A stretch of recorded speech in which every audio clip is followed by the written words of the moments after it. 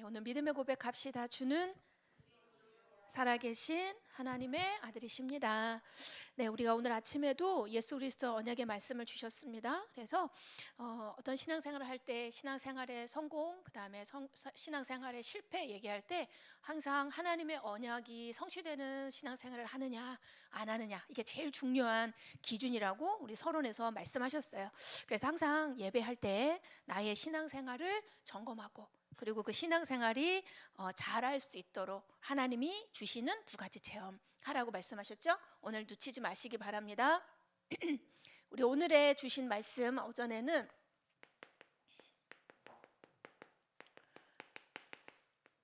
영원한 생명을 주신 예수 그리스도, 그래서 우리가 암송하면 좋겠죠. 요한복음 5장 24절 말씀을 주셨어요. 그런데 신앙생활을 잘할 때 두 가지를 잘하라 그랬죠. 첫 번째, 하나님의 계획을 잘 보아야 된다. 근데 하나님의 계획을 우리가 어떻게 보느냐? 말씀을 통해서. 하나님의 말씀을 통해서 하나님이 어떤 계획을 갖고 계시는지, 그리고 그 계획 속에서 하나님이 나에게 허락하신 하나님의 계획 속에서 성취하시는 시간표, 이게 곧 나의 시간표라도 할 수 있지만 하나님이 예비하신 시간표라고 할 수 있어요. 근데 그것을 어떻게 누리느냐? 기도를 통해서. 그래서 우리가 신앙생활 할 때, 특히나 말씀 주실 설교 시간에 왜 우리가 메모하느냐면, 하나님의 말씀을 통하여 하나님의 계획을 정확하게 붙잡고, 하나님 주신 말씀을 뭘로 또 언약으로 붙잡을 때, 그 언약 잡고 기도할 때 하나님 나에게 성취의 시간표를 어떻게 발견하게 됩니다.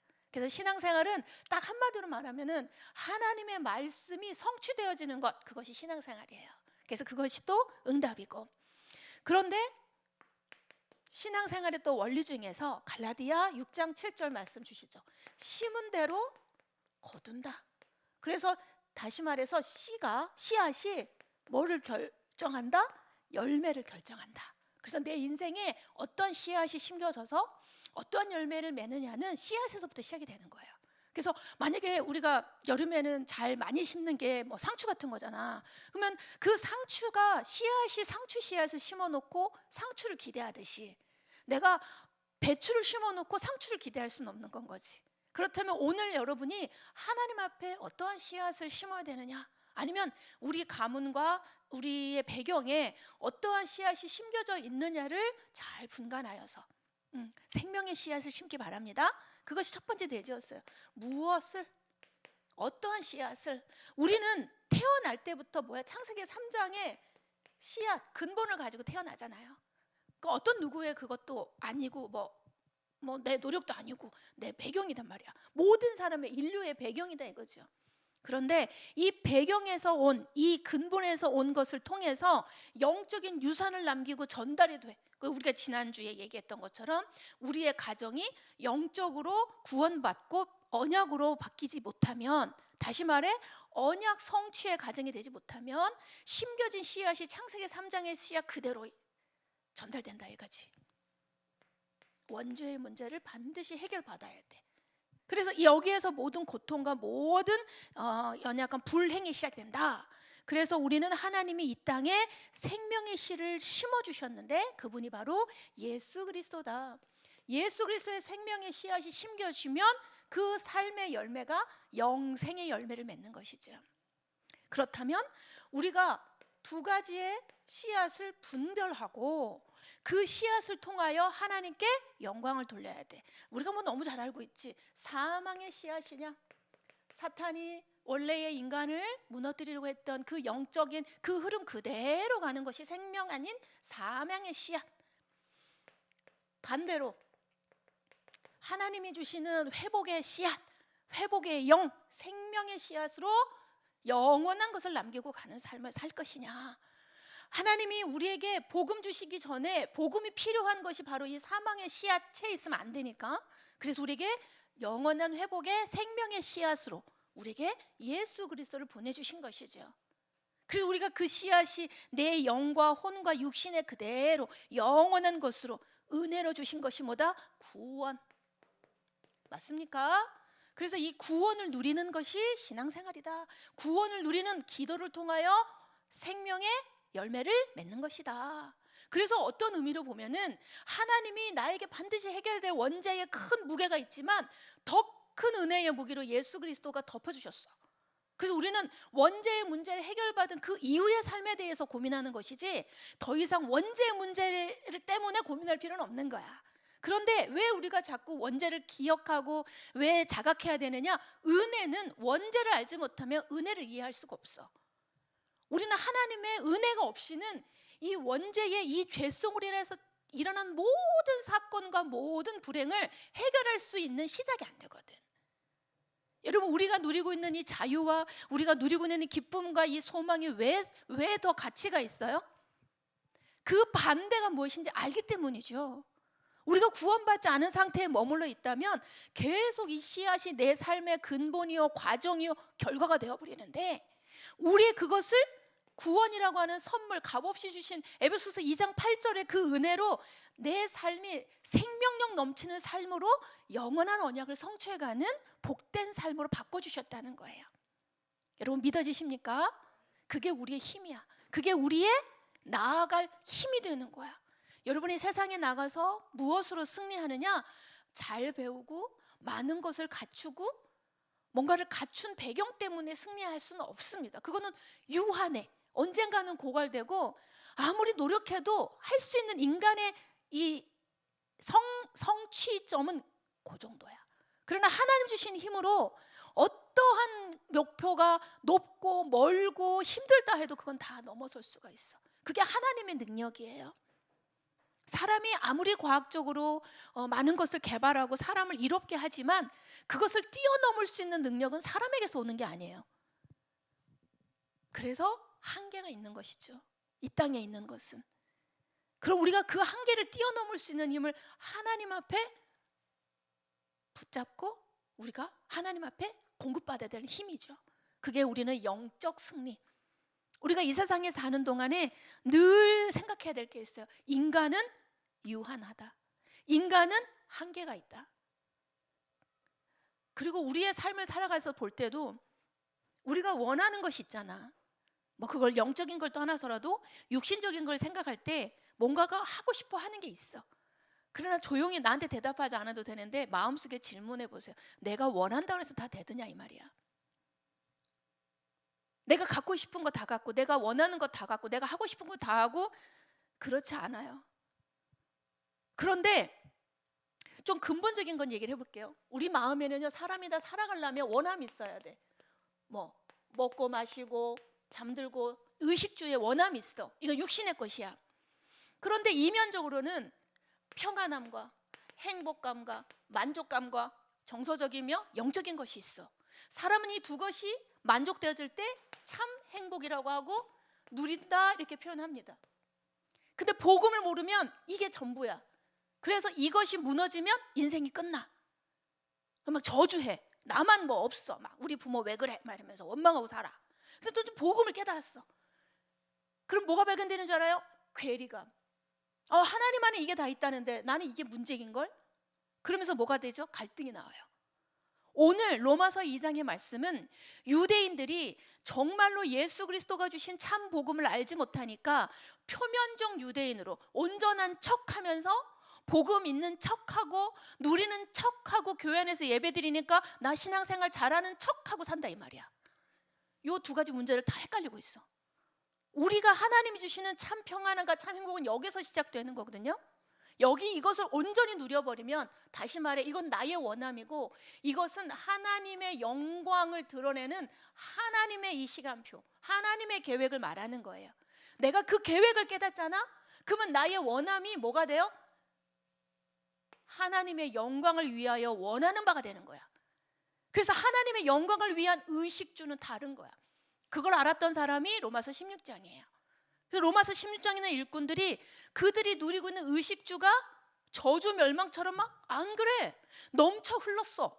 그래가지고 그 넘쳐 흐르는 걸 오늘 세 번째 대지인 생명의 씨앗을 전하는 일에 마음껏 헌신하고도 남는 거야.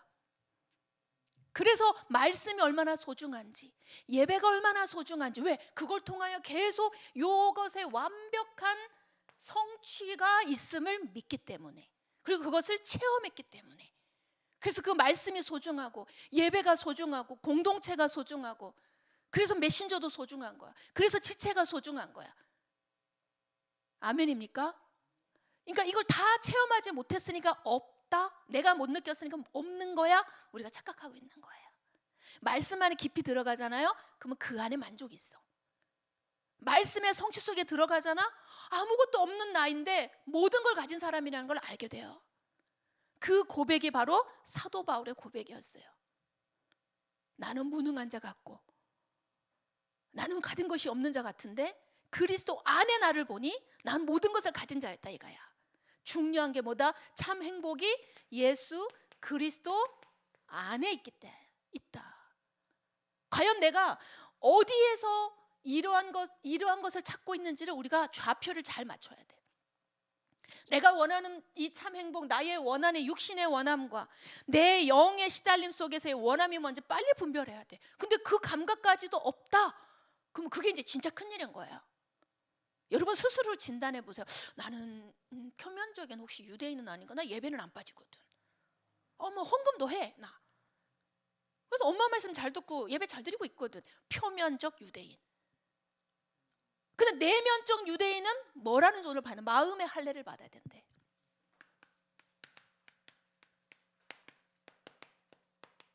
여러분 주일 강단의 말씀과 청년 말씀은 항상 연결되어 있어요, 여러분. 그래서 항상 같이 붙잡으셔야 합니다.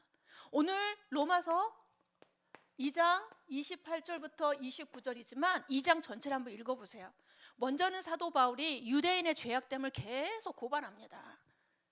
외식하는 자들에게 향해서, 정말 복음 안에 있으면서도 교회를 분열하는 자들을 향해서, 유대인이라 하면서 율법을 가지고 참된 의로운 복음을 방해하는 자들을 향하여 경고하고 있어요. 너희들 구원을 율법과 행위로서 강조하지 마. 그래서 로마서의 주제가 뭐라 그랬어? 이신칭의, 그죠? 믿음으로 인하여 예수 그리스도를 구주로 영접한 하나님의 자녀됨을 말하고 있단 말이야. 그런데 유대인은 계속 뭐를 얘기해요? 행위를 얘기하고 막 정죄하고 서로를 당을 짓고, 하나님 원하시는 게 아니라, 그것 때문에 예수가 죽으신 게 아니란 말이죠. 여러분 스스로를 볼 때에도 어떻게 해야 돼? 나는 그리스도의 피로 값주고 산 귀한 존재예요. 귀한 존재. 그래서 내가 원하는 바와 함께 더불어 하나님은 내게 모든 것을 주기로 이미 예정하셨어요. 누구에게 준다고? 나에게. 복음 가진 나에게. 그러면 받지 못한 내가 잘못일까요? 주고 기다리고 계신 하나님이 잘못인 걸까? 빨리 돌이켜야 돼요. 그러면 내가 뭘 하면 돼? 방향만 맞추면 되는 거야. 여러분이 이루고자 하는 이 꿈 있잖아, 꿈. 그 꿈에서 시작되는 게 뭐라 그랬어? 커버넌트. 언약이 제일 중요한 거야. 하나님이 내게 허락하신 약속. 그 약속은 무엇으로 주신다고? 말씀을 통해서.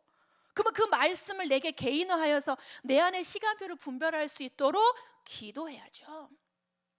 근데 기도는 사실 양식이 필요합니다. 기도하고 싶은데 잘 안 되잖아. 기도 내용 뭘 해야 될지 모르겠어. 한 1분만 하면 할 말이 없어. 그래서 말씀의 언약을 근거로 붙잡고 하나님께 아뢰는 거예요. 그래서 말씀이 없는데 기도가 되어지진 않습니다. 말씀을 설교다라고 생각하지 말고 하나님이 내게 약속하시는 바, 그게 무엇이냐, 이걸 붙잡으면 되는 거야. 그래서 그 말씀을 잘 여러분 정리하셔서 그것을 어떻게 해? 전하는 자, 그 씨앗을 전하는 자 되시기 바랍니다.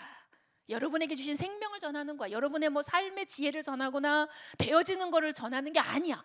예수 그리스도 자체가 생명의 근원의 씨앗이기 때문에 농부는 그 씨앗을 옮겨주기만 하는 것이, 자라게 하는 건 누가 하는 거야? 하늘의 비와 바람과 해가 하게 하는 거야. 근데 사탄은 예수 그리스도를 전달하지 못하도록 방해하려고 여러분의 삶을 움직이고 마음의 상처를 주고 계속 괴롭히는 거예요. 그래서 이간질도 거기서 나오는 거예요. 교회 안에 막 더 은혜가 풍성해야 되는데 왜 교회가 왜 다툼이 더 많고 시기 질투가 많고 나의 삶을 왜 자꾸 영적인 것과 괴리를 자꾸 만들어가느냐? 이거 못하게 하려고. 결국에는 믿음의 결국은 뭐다? 영혼 구원. 그래서 나의 믿음의 결과, 나의 믿음의 열매를 맺지 못하도록 우선 나를 무너뜨리고 나의 생업을 무너뜨리고. 왜? 나의 가장 약한 건 먹고 사는 문제이고 학업의 문제고 이성의 문제거든. 그래서 그걸 넘어뜨리는 거야. 어떤 의미로 보면 여러분에게 관심이 없어. 사단은 여러분이 할 하나님의 일, 그렇죠? 하나님이 여러분을 통해 행하실 놀라운 그 비전, 거기에 관심이 있는 거야. 그래서 그걸 못하게 하려고 이간질시키고 무기력하게 만들고 다툼을 만들어내고 그렇게 하는 거죠. 여러분의 마음의 상태가 어떤지 오늘 잘 보시고 이거 받으시면 돼요. 마음의 할례. 마음의 할례. 유대인을 향하여 그 마음의 할례를 받아야 된다라고 사도 바울이 로마 교인들에게 말하는 거예요. 여러분 할례가 뭔지는 알고 계시죠? 특히나 우리 이제 남자 청년들 같은 경우는 아마 대부분이 아주 어렸을 때 포경 수술이라고 하는 것을 또 할례라고 생각하는 사람도 있는데 뭐 행위는 비슷할 수 있는데요. 그 영적인 의미를 알고 여러분 매일 그리스도 누리라고 하는 하나님의 그 상징적인 표시야. 몸에 새긴. 자, 그렇다면 창세기 7장 15절에 할례를 뭐라 그랬어요? 할례를 받지 아니한 남자 곧 그 포피를 베지 아니한 자는 백성 중에서 끊어지리니 그가 내 언약을 배반하였습니다. 성경에서 할례라고 하는 의식은 이스라엘 백성들이 어떻게 했어요? 태어난 지 8일 된 사내 아이의 양피를 베어서 그 생식기에 상처를 내서 그로 하여금 이스라엘 민족의 히브리인이다 라고 하는 표시를 한 몸에 새긴 종교 의식이었어. 그런데 이제 그것이 지금 시대에는 이제 영적인 의미로 해서 뭐 위생적인 의미로 해서 이제 그런 의료적인 행위로 지금도 계속 행하고 있지만 영적인 의미가 더 중요하지요. 하나님이 이것을 명령하셨거든요. 에레미야서 9장 25절에도 보면 그 무엇이 뭐냐? 의미가 뭐냐? 하나님이 나를 구원하셨어. 너희의 소속이 어디냐? 너희가 매일같이 아니 수시로 들락드는 화장실 때 너희들의 그 생식기를 보면서 색이라 이 뭐야? 언약의 표시, 언약의. 하나님은 언약을 중요하게 생각한다 그랬죠? 하나님과 인간 사이의 언약을 매일같이 확인해. 그럼 여자는요? 여자도 마찬가지지. 그래서 우리의 삶은 항상 할례 받은 자, 구별된 자로 사는 거예요. 그래서 하나님이 내게 나를 구원하시고 나를 이 시간에도 주의 자녀로 이끄심을 우리가 날마다 확인하는 게 할례예요, 할례. 그런데 이 할례를 오늘 말씀해 보니까 외적인 할례, 이 이면적인 유대인으로 변화받아라 이렇게 하신 거는 뭐냐? 너희 마음의 할례를 받아라. 오늘 본문의 말씀처럼. 그런데 신명기 30장 6절에 보니까 네 하나님 여호와께서 네 마음과 네 자손의 마음의 할례를 베푸신대. 그런데 그래서 마음을 다하고 뜻을 다해서 뭐하라? 네 하나님 여호와를 사랑하게 하사 너로 생명을 얻게 한다. 그래서 우리의 마음을 잘 점검해야 돼요. 그렇죠? 우리 무릇 지킬 만한 것이 뭐가 있다? 마음 지키라 그랬거든. 마음. 그래서 마음은 믿음의 성소입니다. 그래서 우리가 눈에 보이지 않는 영적인 것을 할 때 우리의 마음의 청량함으로 우리의 마음의 소재됨으로 인하여 그 은혜가 들어와야 돼. 그런데 이 마음이 하나님이 주신 은혜가 들어갈 수 있도록 비워야 되는데 잘못 비우면 뭐가 들어가? 귀신이 더 들어간대. 그래서 마음 비움이라든지 뭐 수련장 가면은 마음을 비우십시오 그러면서 이렇게 참선 같은 거 하고 돛 닦는 사람들 막 되게 강조하잖아. 그래서 요즘에 명상 많이 하고 사람들이 성공인들을 통해서 많이 소개를 하긴 하는데 조심해야 돼요. 영적인 건 모르고 마음 비워서는 안 돼. 우리의 이 몸은요 그릇이에요, 그릇. 그래서 귀신들이 영적인 걸 알기 때문에 그 표현하는 게 무당들이 몸주가 있고 귀신이 있잖아. 그러면 그 귀신이 그 몸의 주인은 귀신이고 그 몸을 차지하기 위해서 귀신이 그 사람을 무너뜨리지 그래서 신병을 주잖아. 그래서 그 사람의 그 몸의 주인으로 귀신을 맞아들이는 것을 내림굿이라고 하죠. 그러면 그 굿을 해서 그 사람이 그 마음의 그릇 속에 그 귀신을 담는 거야. 그러면 그 귀신이 그 육신을 차지해서 주관해버리죠. 그 주인이 바뀌어버려. 그래서 마음이라는 건 주인이 자리 잡는 성스러운 공간이다 이 말이야. 근데 우리의 마음의 믿음의 성소에 우리는 예수 그리스도를 모셔드린 하나님의 자녀, 복된 자의 그릇이야 우리는. 맞습니까? 그래서 우리의 모든 삶의 주인은 예수 그리스도십니다. 아멘. 그래서 요한복음 2장의 말씀처럼 내 인생의 주인이 예수님이 되실 때 내 인생엔 기적이 일어나고 변화가 일어나고 물과 같은 맹맹했던 내 삶이 포도주와 같이 진한 삶으로 변하는 거야. 아멘. 오늘 우리의 삶의 주인이 누구야? 내 마음을 점검하세요. 아멘. 그러면 마음의 할례를 받지 못한 사람이 누구냐? 오늘은 유대인을 교훈하고 있지만 사실은 예수 그리스도를 주인으로 삼지 못한 모든 사람의 마음은 마음의 할례를 받지 못한 상태가 됩니다. 그러면 어떻게 되지요? 특권의식. 유대인들이 특히나 그랬잖아. 그래서 자꾸만 정죄하는 거야. 사마리아와 같은 사람들을 볼 때는 막 개돼지로 여겼잖아. 그래서 그들이 있는 집에 발만 뒤져도 부정하다 그래가지고 뭐 어떤 행위를 해서 부정함을 씻어내라 이렇게 할 만큼. 그래서 그들을 흩으신 하나님이 그들의 그 중심을 보시고 흩어러 보신 거죠. 사도행전 7장 51절과 53절에는 이게 누가 한 말이냐? 스데반 집사가 순교 직전에 뭐라 그랬어요? 유대인을 향해 목이 곧고 마음과 귀에 할례를 받지 못한 자다 이렇게 얘기했어요. 목이 곧다, 교만한 자. 세상에 갈수록 가르침을 받기 싫어하지요. 가르치기는 좋아해. 그러나 오늘 아침에 목사님이 마음에 있는 말을 하셨잖아. 가르치는 자가 되지 않고, 그렇죠? 우리는 모두 다 항상 어떤 자세가 있어야 돼? 가르침을 받고자 하는 마음이 있어야 돼. 그런 자를 하나님이 세우십니다. 가르침을 받고자 하는 자에게 뭘 줘요? 하나님의 가르침을 주셔요. 그래서 그 마음의 감동을 통하여 어떻게 해요? 증거를 주시거든요. 그러면 그 가르침을 누구에게 받습니까? 성령 하나님께 직통으로 받습니까? 위험한 거야 그거는. 강단의 말씀, 강단. 주일 강단, 청년의 강단, 주중의 강단, 새벽 강단, 그게 여러분의 이 인생의 뼈대가 돼야 돼. 그러면서 내가 말씀도 읽고 묵상도 하고 하는 거예요. 여러분이 일주일 동안 내 삶을 잘 보면서 나는 목이 곧은 사람인가? 유연한 사람인가? 한번 점검해 보시기 바랍니다. 또 오늘 2장 중간에 여러분이 한 17절 이하 계속 읽어보시면 남은 가르치고 자신은 가르치지 않는 거짓 선생이다. 우리가 포럼할 때 목사님이 항상 여러분에게 강조하죠. 진짜 진실한 마음으로 길지 않더라도 진실되게 하라고. 우리는 유대인의 것을 따라가면 안 돼. 유대인들이 가장 잘하는 게 뭔지 알아서 통곡의 벽 알지? 통곡의 벽. 여러분 나중에 뭐 외국에 가면은 특히나 유대인들의 근거지에 가면은 기도처가 있고 막 자기들끼리의 회당 왓지가 있고 막 이러잖아요. 근데 그들이 그걸 세운 이유가 뭐죠? 모여서 그들만의 공동체 의식으로 하나 되는 의식처인데 그거는 자기들끼리 모이는 모임이긴 해. 그렇지만 뭐 통곡의벽이라든지 이런데 외식하는 자들 보면은 특별한 뭐 이렇게 복장도 하고 그 통곡의 머리를 조아리면서 막 뭐 알지도 못하는 것에서 막 얘기합니다. 근데 성경에 뭐라고 기록되어 있지요? 외식하는 자들이요. 그것을 멈추라고 얘기하고 있어요. 전혀 마음의 감동이 없이 하나님을 사랑하지 않고 이웃을 사랑하지 않으며 남을 낮게 여기지 못하고 자기에게 조금이라도 손해보는 일엔 절대 참지 않으며 분을 풀지 않으며 원수 맺으며 하나님이 함께하는 자의 마음의 상태가 왜 그런 걸까요?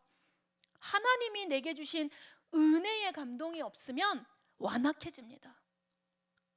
우리 어떤가요? 지금 시대가 그렇습니까? 그렇지 않은 것 같아. 우리 그리스도인이 뭐 다락방이라서 사랑이 없는 거 우리 목사님 그러기엔 그거는 아닌 것 같다. 은혜가 없는 거겠지. 하나님의 은혜가 임하면 제일 먼저 회복되는 게 뭔지 아세요? 측은지심이더라고.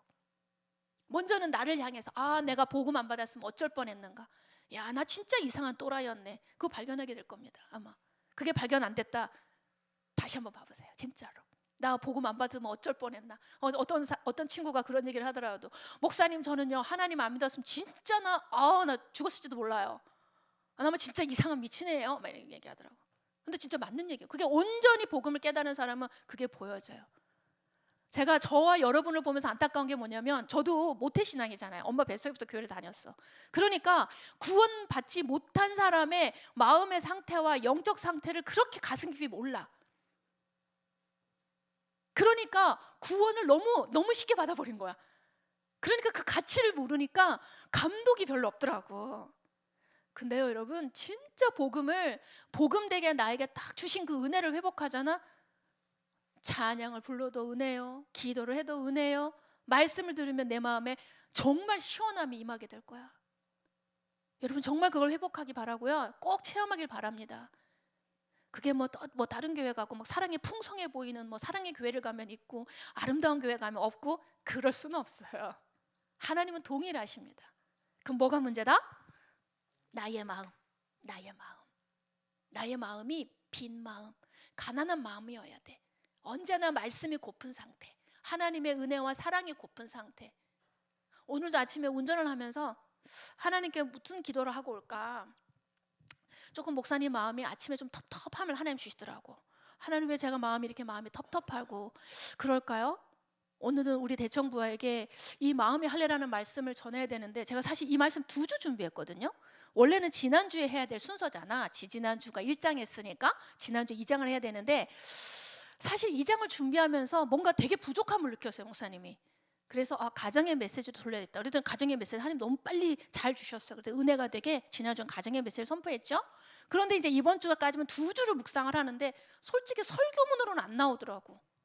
그러면서 내 마음에 무슨 은혜를 주셨냐면 내 마음의 할례를 좀 많이 받아야 되겠다.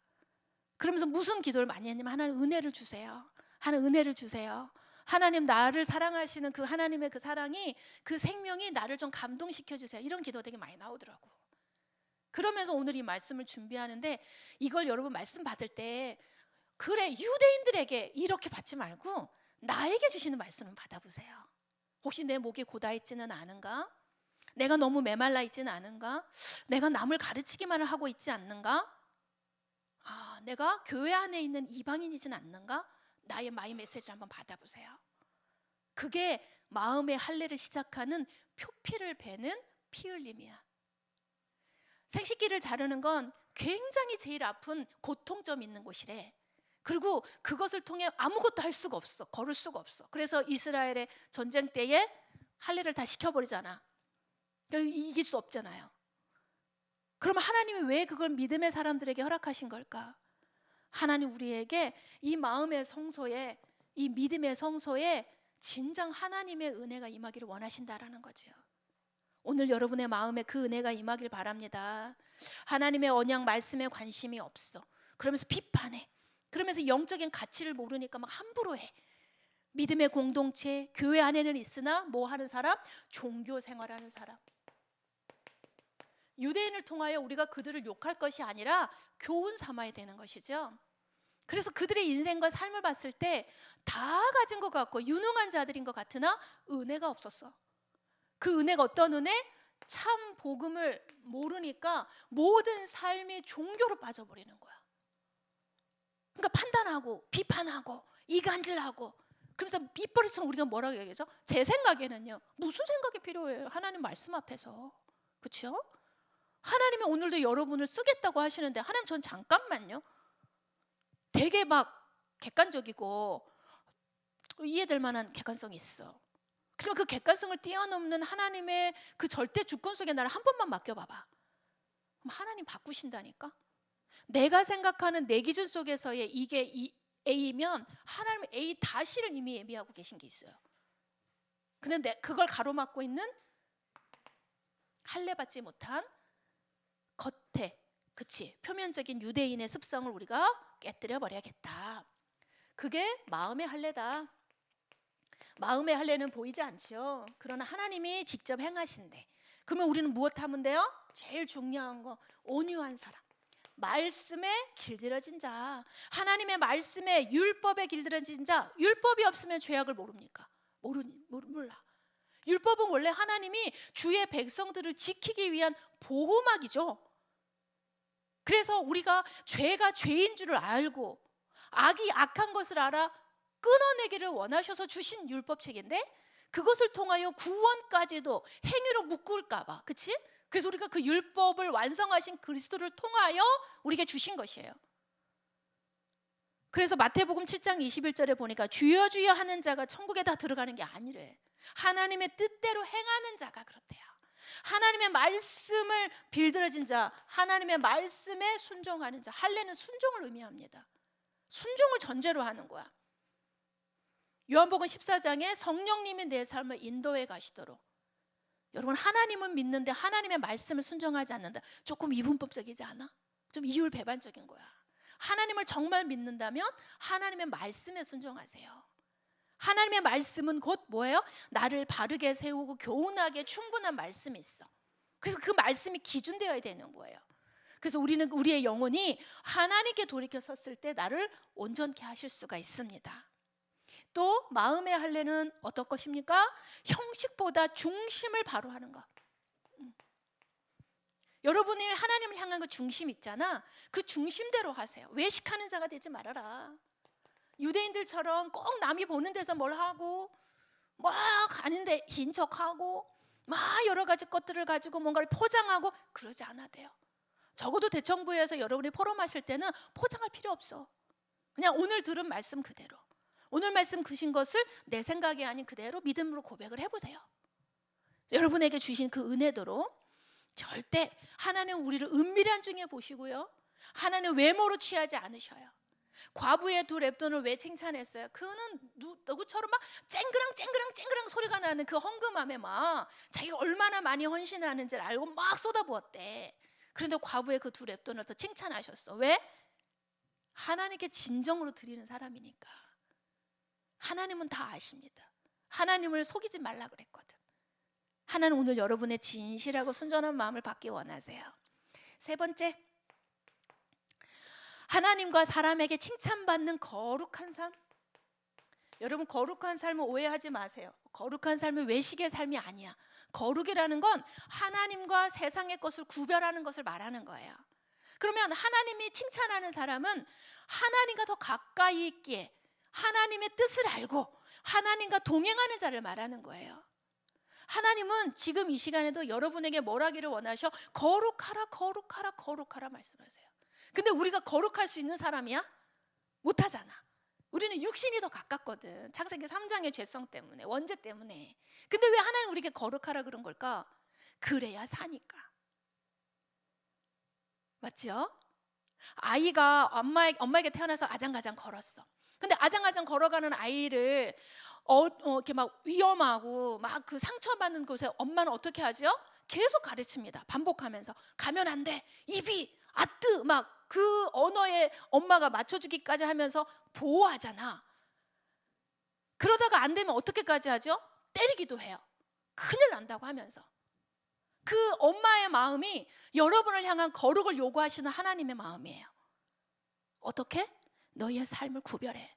로마서 12장의 말씀처럼 거룩한 산 제물로 드려.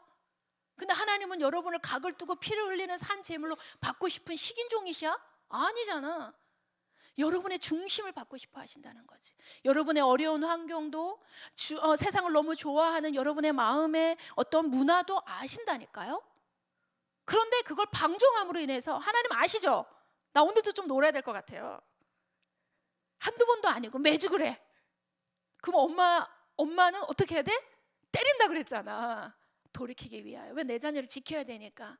왜? 밥 안 먹고 맨날 노는 자식을 그래 잘 놀고 있어. 그래 건강하게만 자라면서 밥은 안 먹어도 되니까 놀아. 그러면 엄마가 막 줍니까? 어떻게든 끌고 가서 막 먹이면서 안 먹으면 볼기짝 때리고 이러잖아. 그걸 안 하는 엄마가 이상한 엄마야. 하나님이 여러분의 삶에 뭔가 안 되고 힘들게 한다. 그러면 하나님 앞에 딱 한번 서보세요. 이유가 뭔지 물어보세요. 하나님께. 거룩함을 여러분에게 주시려고 하는 은혜일 수 있어요. 돌이키려고 하는 하나님의 호루라기야, 호루라기. 이제 그만. 여러분 성인이잖아요. 성인은 호루라기 소리 들으면 멈출 수 있어. 근데 어린아이는 호루라기 소리 들어도 멈추지 못합니다. 엄마가 낚아채우잖아. 여러분 영적으로 성숙하시기 바랍니다. 그래서 스스로를 거룩하게 지킬 수 있는 그런 성숙됨을 가지시길 바라요. 그게 할례. 하나님 음성에 반응하고 그리스도의 흔적을 가지고 하나님께 늘 칭찬받는 사람. 칭찬. 근데 하나님께 칭찬받으면 사람한테도 칭찬받는 거예요. 그렇죠? 왜? 전도와 선교 씨앗을 전하는 자가 하나님께 칭찬받으려는 마음이 있는데 사람한테 막 한다? 그럴 수 없거든요. 네 번째, 그래서 우리는 그리스도를 자랑하게 되어 있습니다. 그게 마음의 할례 받은 자예요. 그래서 갈라디아에서의 말씀처럼 우리 주 예수 그리스도의 십자가만 자랑할 뿐이다. 그렇죠? 결론입니다. 우리가 마음의 할례를 도와주셔야 돼. 우리는 도움이 필요해. 오늘도 예수님께서 여러분의 마음을 두드리고 계세요. 너희 안에 이 마음을 품으라 곧 그리스도 예수의 마음이니. 예수님의 마음이 지금 여러분의 마음에 놓고 가고 계세요. 예수님이 여러분의 마음에 들어오셔서 뭘 하길 가장 기뻐하실까요? 여러분 구원받은 것을 기뻐하고 그것을 누리고 모든 사람을 담을 수 있는 큰 마음이 되기를 원하실 거야. 그게 여러분을 부르신 이유이기도 하거든. 나의 마음을 아프게 하는 상처, 흔들리게 하는 외부적인 것들, 또 오해되어서 내 안에 형성되어 있는 많은 것들이 있을 거예요. 그것을 잘라낼 수 있어야 돼요. 여러분, 할례는 잘라냄의 은혜가 먼저 임해야 되죠. 표피를 잘라야 되잖아. 근데 그 전에 내가 잠깐 묵상을 하는데 그런 생각도 들더라고. 할례를 행할 때 아랫도리를 드러내지 않으면 할례를 못 하잖아요. 그것은 나의 치부도 하나님께 어떻게 드러내는 것을 말하는 거야. 그럼 하나님을 먼저 만나야 되겠죠. 하나님이 나를 만나주시면 나의 연약함을 다 드러낼 수가 있어. 포장하지 않아도 되는 건가? 막 띵깡 안 부려도 되고 막 버티지 않아도 돼. 그러면 하나님이 나의 영적인 표피를 잘라내 주세요. 그럼 뭐가 흘러요? 피가 흘러요. 그러면 그 피를 통하여 그리스도의 은혜가 내게 딱 임해버리면 뭐가 남아? 그리스도의 흔적 생각나게 하는 거야. 항상 내가 누구인지, 그걸 보면서 내가 누구인지 정체성을 분명하게 하고, 그러면서 거기에서 나온 삶의 방향을 바로 하고. 그런데 이 모든 것들을 가능하게 하는 것은 내 마음에 뭐가 있어야 돼? 영적인 힘이 필요해요. 그래서 그 힘을 공급받도록 우리가 매주 매일 하나님과 말씀으로 동행하는 거예요. 오늘도 우리가 우리의 마음과 생각을 지켜주시는, 염려하지 말고 하나님 내게 주신 것을 과감하게 하나님께 딱 내어놓으면서 나아가 보세요. 오늘도 하나님은 여러분을 통해서 하실 일이 분명히 있기 때문에 마음의 할례, 이거 한번 묵상해 보세요. 로마서의 말씀은 점검하는 말씀이 많아요. 이걸 율법적으로 이거 해라 저거 해라 그거 아니고 점검하라는 거야. 그러면서 항상 결론은 뭐로 나와요? 예수 그리스도의 은혜로 딱 마무리가 되거든. 하나님이 여러분을 뭐 하기를 원해요? 여러분을 막 굴려 먹고 막 써먹고 그게 아니라 예수 그리스도 안에 있는 그 복음 안에 있는 놀라운 축복을 제발 누리라고 말씀하시는 거야. 누리려고 하니까 마음의 할례라는 것은 잘 뛸 수 있는 마음의 가뿐함을 준다고 나는 생각해. 여러분 마음에 기쁨이 있어야 되고요. 여러분 안에 상쾌함이 있어야 돼. 그게 예수 그리스도 안에만 있습니다. 뭔가 결정해야 됩니까? 그렇지 않아. 이거 정체성. 여러분의 마음에 잘라냄. 뭐를 잘라내야 될까? 그게 사람은 아닐걸요? 그렇죠? 그게 돈, 이성, 그거는 그 이유야. 그 전에 뭐가 있어야 돼? 내 마음에 꼬랑지가 있어. 은혜를 방해하는 꼬랑지가 있다니까. 그걸 잘라내야 돼. 그게 자꾸만 살아있으니까 누군가에 의해서, 어떤 일로 인해서, 어떤 시간표에 의해서 계속 흔들리는 거야. 여러분의 기준이 만약에 그 꼬랑지다, 잘라내세요. 왜 자꾸 나는 그 문제에 자꾸 걸리지? 왜 난 자꾸 그 시간표만 임하면 막 발작을 하지? 그러면 그게 여러분의 이 할례의 직전이야. 그것만 넘어서면 모든 것이 다 패스오버 됩니다. 아멘. 하나님의 말씀으로 받으시기 바랍니다. 그래서 여러분 이 스스로를 생각할 때 오늘도 나는 마음의 할례를 받은 사람인가? 아니면 나도 혹시 표면적 할례자에 머물러 있진 않나? 그건 구원하고 상관없어. 구원 받았어. 할례 받았으니까. 그러나 이 세상을 사는 동안에 말했던 이 모든 것을 받기가 어렵다 이거죠. 그래서 여러분들 하나님이 기뻐하시는 마음의 할례를 받고 그 증거를 또 다른 사람도 살려줄 수 있는 그런 사람들 되시기 바랍니다. 기도하겠습니다. 살아계신 하나님, 우리에게 영원한 생명을 주시고 생명의 씨앗을 또 전달하고자 우리에게 소원을 담고 계신 하나님, 오늘 이 시간 말씀의 언약을 붙잡고 마음의 할례를 도전하며 우리를 도우시는 그리스도의 그 은혜로 날마다 사는 귀한 은혜를 주옵소서. 우리를 방해하는 흑암의 세력을 꺾어주시고 우리의 삶의 중심의 주인의 그리스도를 모실 수 있도록 마음의 결단한 은혜도 허락하여 주옵소서. 예수 그리스도의 이름으로 기도합니다. 아멘.